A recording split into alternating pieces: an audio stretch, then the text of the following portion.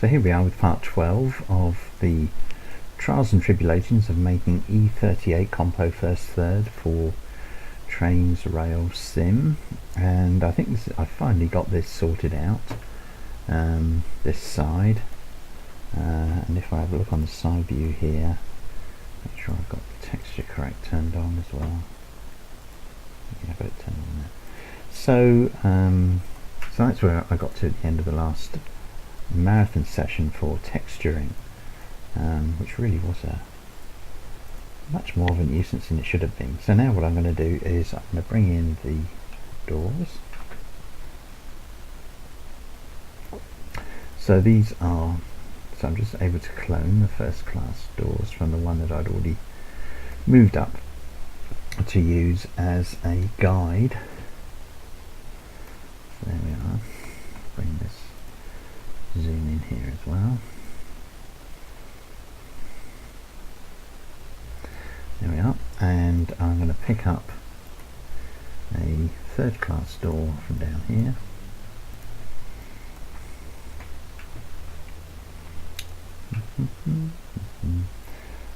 So that's 1, 2, 3 thirds. Let's try and pick it up. That should be a group, yes. I'll just clone it. Z. Pick it up. Move it up into position. Okay, just let's zoom in, make sure we got it right. That was just a very rough positioning. It's interesting, it's exactly right left to right, so it means that whatever else I've done, I appear to have got this side in the right place. Just go right in, have a look. Well, close enough anyway. Let's check down here. Yep. And along, and along again. Let's just zoom in, have a look.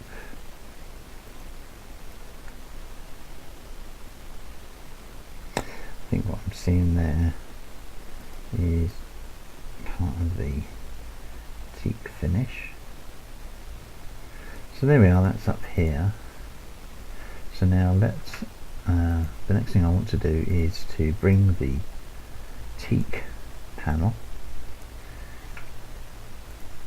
into play here. So first thing I'm going to do is take my first of my side meshes up, and then let's have a look at it at the side here, side on, there it is. Also, let's just save that. I'm going to go over to version 2 now. Save as version 2, because just to clear the decks a bit, I'm going to lose all of that. So those were my insurance meshes, as it were, tucked away there. I've still got a couple of bits there. But anyway, this is the upper piece, so let's collapse all of that and take out the outside facing polygons, and indeed the side polygons. Okay, and then we're going to re-texture that with teak paneling, and let's just have a look.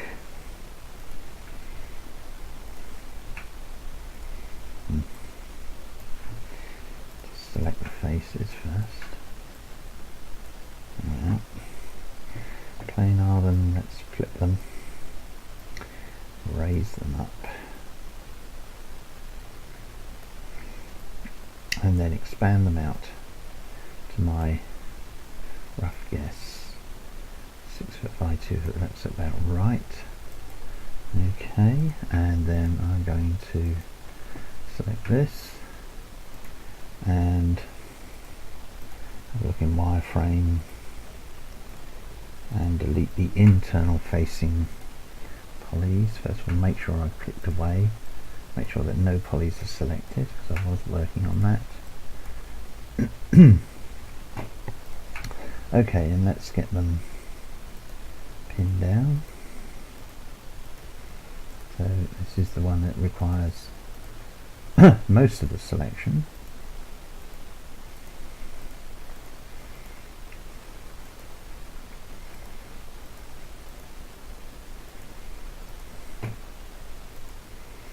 1, 2, 3, 4, 5, and a 1, and 1, 2, 3, 4, 5, and the inside. Delete those. Let's have a look.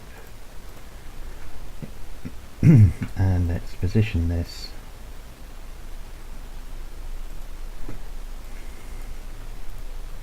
there we are. Okay, and now we're just going to repeat that process for these other bits and pieces of mesh, which I've done separately in order to be able to handle the texture. Okay, shouldn't be much of an issue, I don't think. Easy said than done. Anyway, we'll keep trying. And that's the thing about some of these models, when you realise, as I did previously, in the previous session, I'd made a complete hash of the thing, that I hadn't done the proper texture, or rather the texture wasn't as flexible as it should have been. Where am I?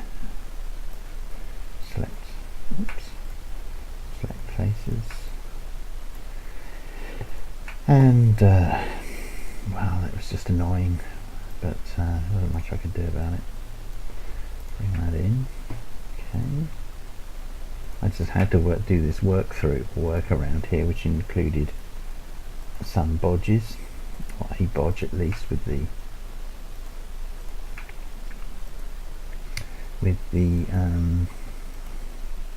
lining out in the lower part of the carriage, lower part of the side, if that's necessary. Okay, you can just see there. There we are. And here's the next bit. Take it up and let's lose the unnecessary vertices, those that produce the polygons for the outer facing and indeed the side facing polygons. And let's give it a teak. Let's select all the faces, and we know we've only got interior facing faces. That's about right.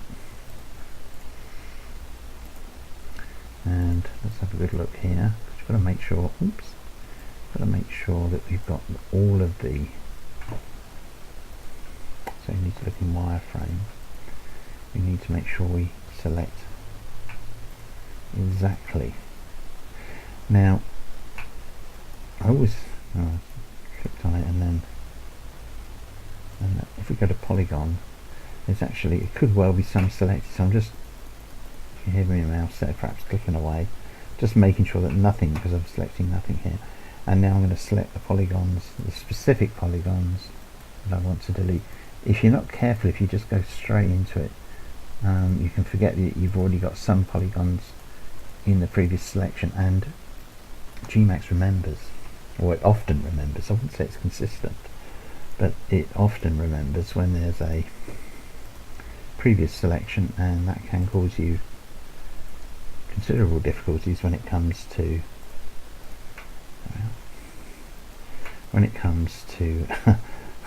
selecting and deleting, because you find that suddenly you're deleting things which you didn't mean to. So this, which normally takes a much shorter amount of time because there's only the one mesh covering the whole of the side, now I've got a whole series of them here. And I'm not going to attach them together, I'm just going to keep them grouped eventually, but there is one other aspect that I need to do for this side. I can leave this side, and that is going to be to make sure that I've removed the sides where these different meshes butt up together. Otherwise, the potential for little lines appearing on the outside and indeed on the inside can be, you know, from there we are. We see, look, there's some already selected from the last time I was working on this mesh. So if I click away, click in the empty window, there we are. So that's what you need to watch out for. Now I'm just going to select the inward facing polygons, take those away, move my teak finish down. Okay, and finally the last but not the least, make a clone. Okay, let's lose the outer the vertices that create the outer facing polygons.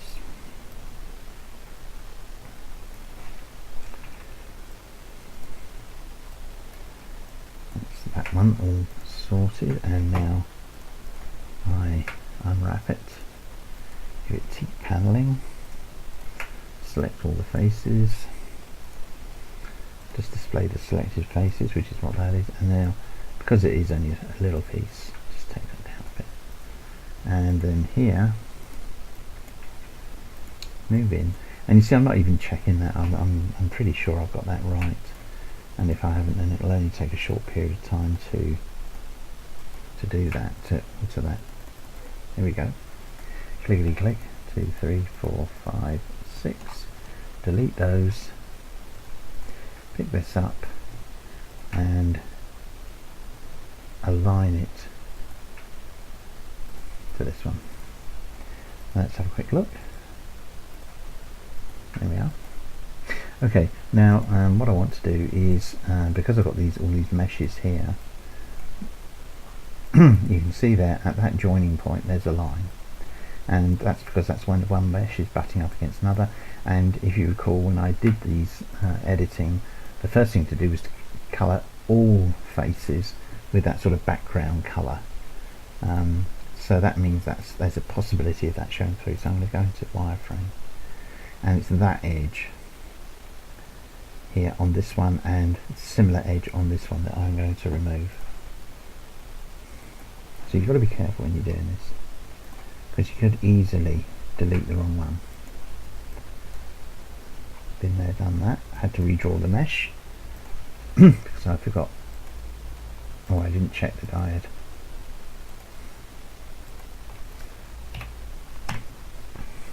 done that, and when you go to look like that, you suddenly find you've got a hole, and you can see that the line has gone, but I still don't trust it. So I'm going to do that. I'm going to do the longer mesh in a moment, but I'm just going to do this. I'm going to do this one in a moment. Alright, come right in. So let's have a look in wireframe, polygon. There, 1, 2, 3, 4, 5. Come on, wake up. 6. Okay, now I was counting those partly because, you know, what else is there to do when you're showing them, but also because the if you click on it and it doesn't appear to do anything, it's probably because you picked up a polygon somewhere else on the mesh without realizing it. 2, 3, 4, 5, 6. There we are. Delete that. Yes. Okay. Now I'm going to do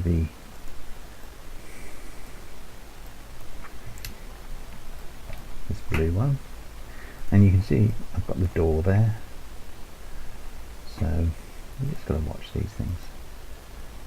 Okay. So there it is. So let's have a go. Ooh, this is going to be fun. So you've actually got the inside of the door very obviously there as well.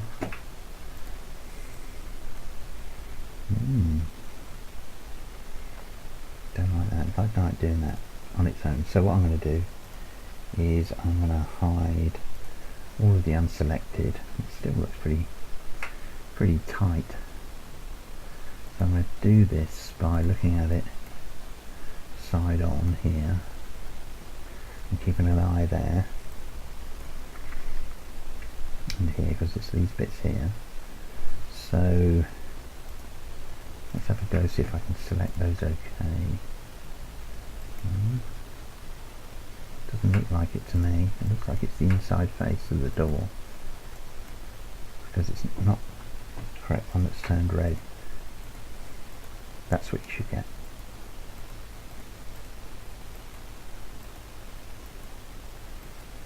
Done like that. Try it again. 1, 2, 3, 4, 5. Chance it. Let's have a look. Yeah, that's okay. But it was that long one. That's what I was a little bit concerned about there.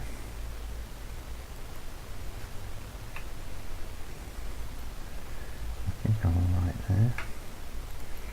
Let's just go into the smooth and highlight. Make sure the inside frame of that door is still there. Yeah, that's okay. And this end piece should be more straightforward. 1, 2, 3, 4, 5, 6. Take that out. Now I could also take out the top if I wanted to, but I'm rather reluctant to do so at this stage. Let's just unhide all of those for the moment. So that one there looks okay. And we've got 2 to do here. 2 more to do, this one and the end one. The end one should be straightforward, so let's just lose. This will be covered by the end of the carriage, so I can lose those and I can go in here, and they're pretty straightforward. You can see my my patch there, but you know, does the job.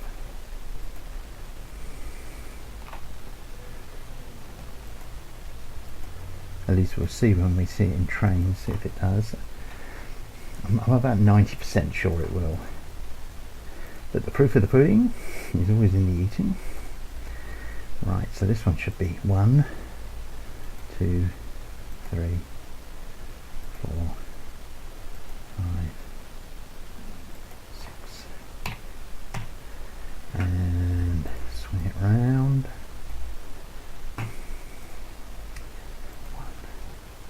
2, 3, 4, 5, 6. And of course these are only necessary because the side mesh is now made up of several meshes. I'm just going to do this end here as well.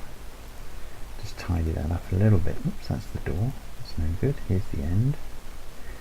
That's the teak end. There's the end. 1, 2, 3. Oops, no, that's not right. Come in. Let's come in and make sure we get the right ones. Otherwise, next time you turn on the smooth and highlights, you find you've got a hole in the wrong place. I think we're alright there. Yeah. Well, I think that's it. I mean, this has been a really troublesome side to do, much more so than normally.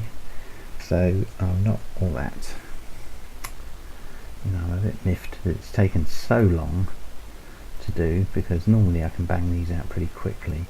But what I will do is I will group together the bits that go together to make the side mesh. Actually, what I'm going to do is I'm going to glaze the windows first. So let's do that. So I'm going to come into smooth and highlights here, and let's make that nice and big, fairly big anyway. And first thing I'm going to do is look at the plan. So here we go. Trains, projects, models, GWR standard gauge, carriages, and then our plan E38. Open that in Windows Photo Viewer. There we are. Because I want to make sure I get these laboratory ones right after all this hassle. That's just an artifact, I think. I don't think it's relevant to the actual model. Okay, and I'm going to make these as boxes, and I'll make it an inch wide. Let's have a look in wireframe. Yeah, it can be 5 foot wide, 2 foot 9. No particular reason, I just like the numbers to be whole numbers rather than odds and ends. Right, let's glaze that. All these multiple listings are because I've merged rather, bits and pieces of models, and there it is, there's the glass, and let's make that into a poly, because now I'm going to get, what colour is it?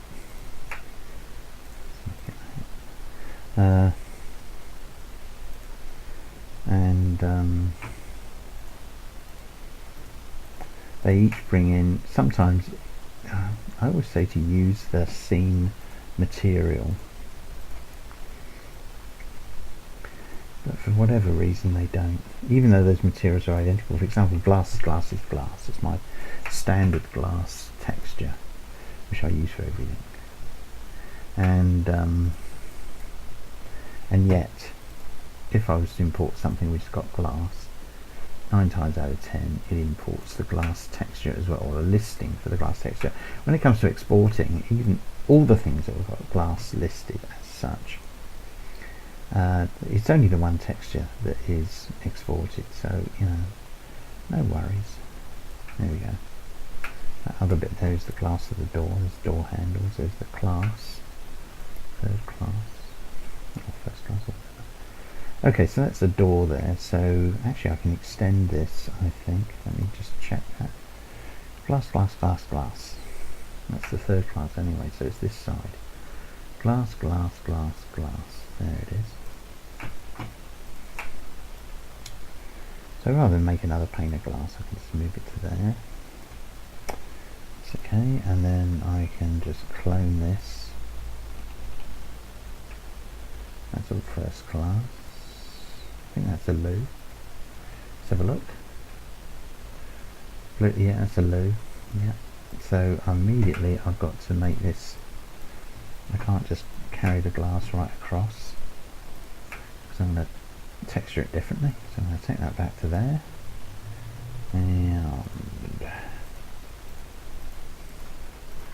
I'm going to have to use 3 meshes instead of 1. So glass, opaque for the loo. Glass there, that's a door,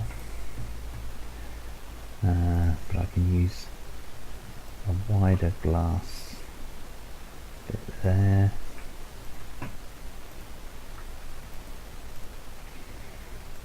and there, but here I think I've got 2 loos, so it's a low-trek carriage. Yeah, as in Toulouse-Lautrec. Gosh, honestly, such weight. So what I'll do is I'll just move that over to there, and I'll take one back. Yep. Scrunch it down. That's the technical term.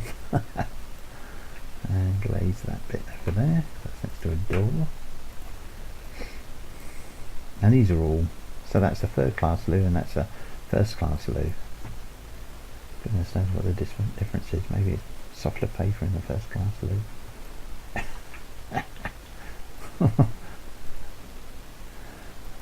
No, mind boggles. I'm going to go down that road.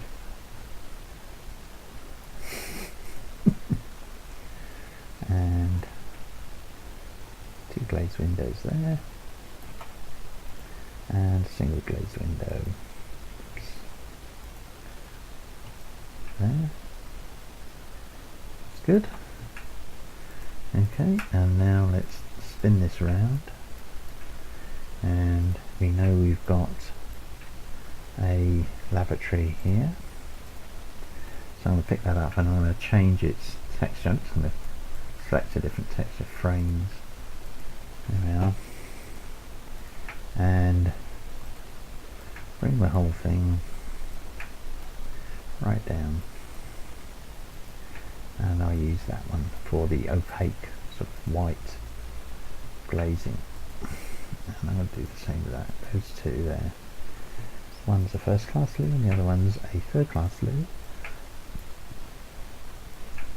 But unlike these, and unlike these, unlike the non-egalitarian times, I don't know what I'm talking about here. Anyway, there we are. There's the glazing. So now I'm going to pick up all of the glazing.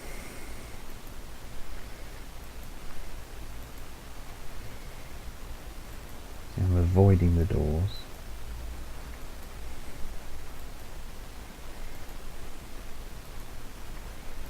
Holding down the control button and clicking on in all of these in turn. And now I'm going to pick up the outside mesh.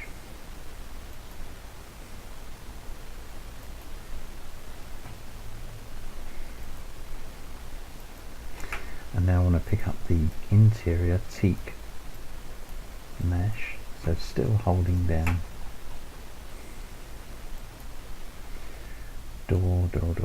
door. Oops. And the next one is this one.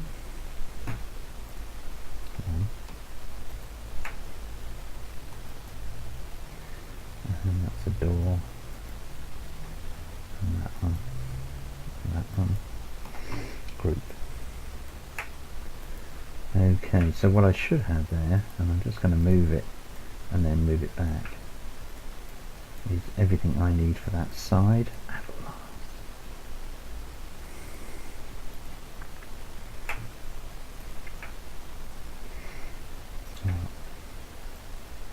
Apart from the doors, no, I've missed out some bits.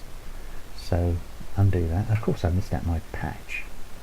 I'm going to click away for a moment. I'm going to, that bit of glass I've missed out, and my patch. Let's just have a look, see if we've got them.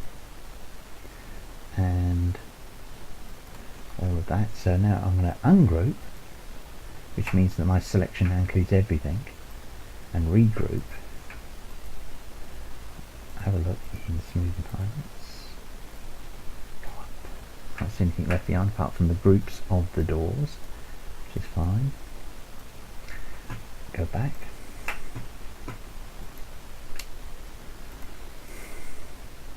And now a job which should have taken about one session and has in fact taken almost 3 is finally finished.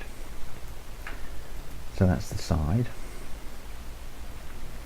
And I think it's in the correct position. It's just vertically above the existing side. So what I'm going to do is I am going to hide these attachment points, just get them out of the way, and then I'm going to delete the doors on this side because they're duplicated above. And I've not glazed anything. I'm going to leave everything else, I think. Right, and I'm going to then hide everything. Oops. And I need hide those, and I'm going to bring that down onto that to make sure that it's correct. So click away, select this one, and come on down.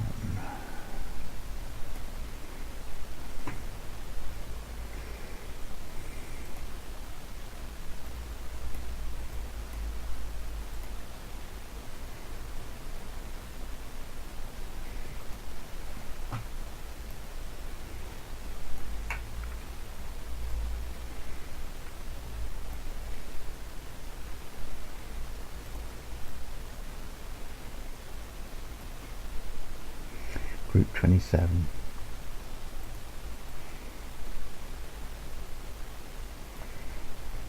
So I've got one group on top of another there. So I want to select the other group. That's 27. That's group 12. Delete group 12. Unhide all. And finally, we have the whole of the carriage side done.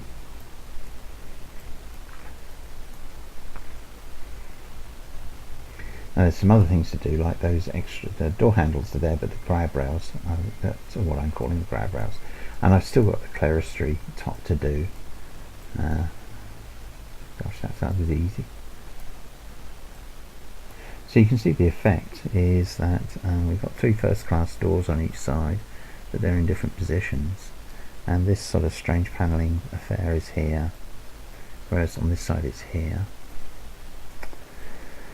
And so that's what that was all about. I'm not sure that this panel, these labels, sorry, the letters, for goodness sake. These letters over here, I think I would move. Where are we? Come on. I'll move it along to here. And then the one on the other side, likewise, move it on top. There we are. Okay, well that's where I think I'm going to, there's a couple of bits more there, but I think I'm going to end this video, so it's considerably shorter than the previous one. I'm going to end this video here because I'm now to version 2. The worst, hopefully, the worst is over. My next stage will be to bring in to make the clerestory sections and using a little plan and everything to do that, and then I shall do the corridor, the internal layout, which as you can see here, I've got to get the corridor. There's the corridor wrapping itself around, going through the saloon, including some internal doors. So I do the corridor with the compartments, get the seats in. The lavatory sections are just you can't see into them anyway, so they're just enclosed boxes. So that will be my next stage, I think, will be to do that clerestory first and then move on to the corridor. And then sort out the once those are done, sort out the attachment points. And I think that's it. I think the end, one of the ends has got to be changed, yes, because at the moment we only got a corridor end. Corridor is on the, let's have a look. I think the corridor is probably on the wrong side as well. No, the third class compartments have got to be to the left of the corridor. So there's the corridor, there's the third class compartments. The corridor is going to, no, are they there? No, that corridor is on the wrong side, so it's got to go back over that way. So that's not too bad. All I do is I flip the texture and I move over all the other fittings, and then I clone the whole thing to bring it over here. Okay, so that's the end of this video. Please leave a comment or a question if you have them. Please give me a thumbs up if you found it of interest, and if you would like to support me in my sense of relief of having actually managed to solve the problem with that carriage side. And please subscribe to my YouTube channel. It encourages me to put more of these videos on. I hope somebody out there is enjoying them, or at least getting something out of them. This is the process I use to make models for trains, and I'm quite happy to share it in this way. I appreciate that some of these videos can seem a bit samey, but once you get into it and actually experiment with Gmax yourself, then I think that some of the things which I'm doing without comment, you might be able to pick up and utilize for your own model making in Gmax for Trains Railway Simulator.